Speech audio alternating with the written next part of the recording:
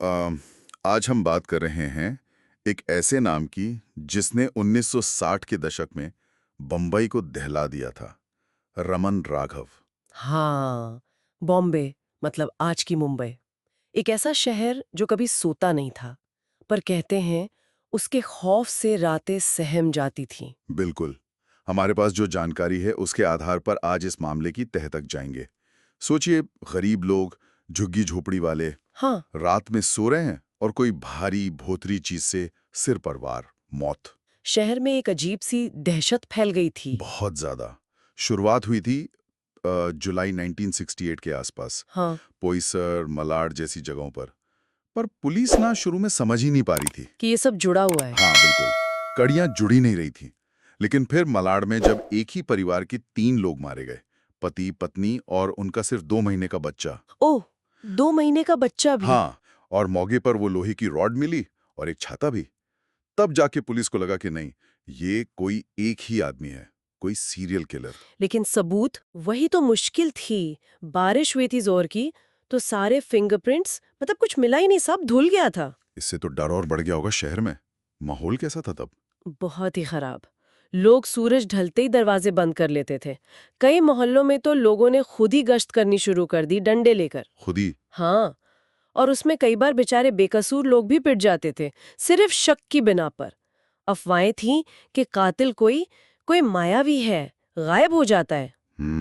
Police पर तो जबरदस्त दबाव रहा होगा। कमिश्नर एस मोदक थे शायद। हाँ, एस मोदक, उन पर बहुत प्रेशर था। फिर मामला सीआईडी को दिया गया। अच्छा, सीआईडी को। हाँ, और इसकी कमान मिली एक तेज तर्रार युवा डीसीपी को, रमाकांत कुलकर्णी। ओके। और जांच में ना एक बड़ा मोड़ तब आया जब इंस्पेक्टर विनायक राव वकातकर, जो टीम में थे, उन्हें कुछ याद आया। क्या याद आया उन्हें? उन्होंने बताया कि अरे 1965-66 में भी तो बिल्कुल ऐसी ही 19 हत्याएं हुई थीं।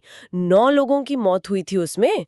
तरीका बिल्कुल यही। ओ, मतलब ये पहले भी हो चुका था? हाँ, वही वकातकर ने बताया कि उस टाइम उन्होंने रमन राघव नाम के एक आदमी को शक में पकड़ा था। रमन राघव? हाँ, उसके कई नाम थे वैसे। हम्म। सिंधी डलवाई, अन्ना, थम्बी और पुराना क्रिमिनल रिकॉर्ड भी था। हम्म। उसकी जेब से एक डायरी मिली थी जिस पे लिखा था खत्म, खल्लास। अजीब है। पर पूछताछ में उसने मुंह ही नहीं खोला, बिल्कुल चुप। तो वकातकर ने उसे 2 साल के लिए मुंबई से तड़ी पार कर दिया था। शहर से बाहर? हाँ, और कमाल की बात ये कि जैसे ही वो गया, वो हत्याएं बंद हो गई। ये तो बहुत बड़ा ग्लू था। फिर तो कुलकर्णी को समझ आ गया होगा। बिल्कुल।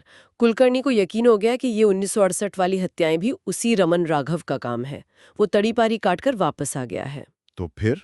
फौरन राघव की फोटो, उसका रिकॉर्ड सब थानों में भेजे गए। और किस्मत देखिए, मलाड में 2 और हत्याएं हुईं और वहां से जो फिंगरप्रिंट्स मिले, वो मैच कर गए? हाँ। वो राघव के पुराने रिकॉर्ड से मैच कर गए। अब पक्का हो गया था, कातिल रमन राघव ही था। तो बस अब उसे ढूंढना था। पकड़ा कैसे गया आखिर? इसमें एक आम औरत ने मदद की, मंजुला बाई। उन्होंने पुलिस को बताया कि हाँ, मैंने अन्ना को देखा है। अन्ना यानी राघव? हाँ, वही। उन्होंने पूरा हुलिया बताया।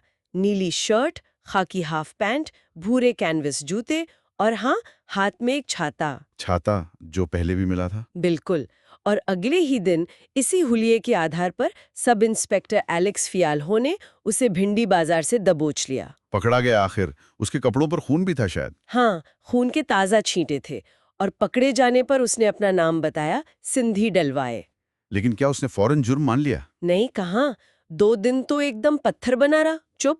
फिर अचानक अजीब सी मांगे करने लगा। मांगे? कैसी मांगे? कहने लगा, मुझे चिकन करी खानी है, सिर में लगाने को नारियल तेल चाहिए, कंघी चाहिए, शीशा चाहिए। है, ये क्या बात हुई? पुलिस भी हैरान थी, पर सोचा चलो मांगे पूरी करते, शायद कुछ बोले। और वही हुआ।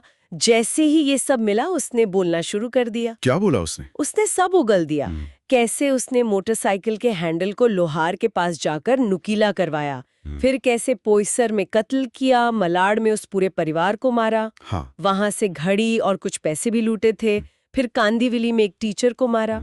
और उसने ये भी माना कि कुछ मामलों में उसने लाशों के साथ दुष्कर्म भी किया था। हे भगवान, ये तो बहुत ही भयानक है। कुल कितने कत्ल माने उसने? उसने 1965-66 वाले 24 कत्ल मिलाकर कुल 41 से ज्यादा हत्याएं कबूल की। 41 से ज्यादा? और वजह? क्यों किया उसने ये सब? वजह वो कहता था कि भगवान ने उसे हुक्म दिया है इन गंदे लोगों को दुनिया से हटाने के लिए। भगवान ने? हाँ, और फिर उसकी बताई जगह से पुलिस ने वो हथियार, वो लोहे की रॉड, चाकू वगैरह बरामद भी कर लिए। तो फिर मुकदमा चला होगा। कोर्ट में क्या हुआ? हाँ, 1969 में ट्रायल शुरू हुआ। डिफेंस ने कहा कि ये मानसिक रूप से बीमार है, इसे पता ही नहीं कि ये क्या कर रहा है। और कोर्ट ने माना? सेशन कोर्ट ने पहले डॉक्टरों की रिपोर्ट पर उसे फिट माना और मौत की सजा सुना दी। फांसी? हाँ, लेकिन मामला हाई कोर्ट गया। वहां फिर से जांच हुई। 3 बड़े मनोचिकित्सकों की टीम बनी। अच्छा। उन्होंने गहराई से जांच की और कहा कि राघव को क्रॉनिक पैरानॉइड सिजोफ्रेनिया है।